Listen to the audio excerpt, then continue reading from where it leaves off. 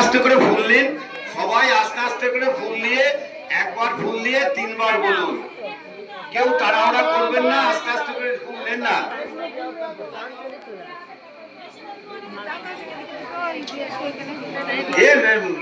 পুজো লাগবে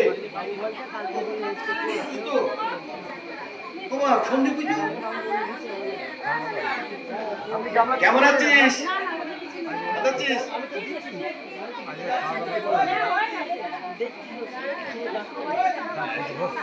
দিদি ভাই ফুল দেওয়া কি হয়েছে?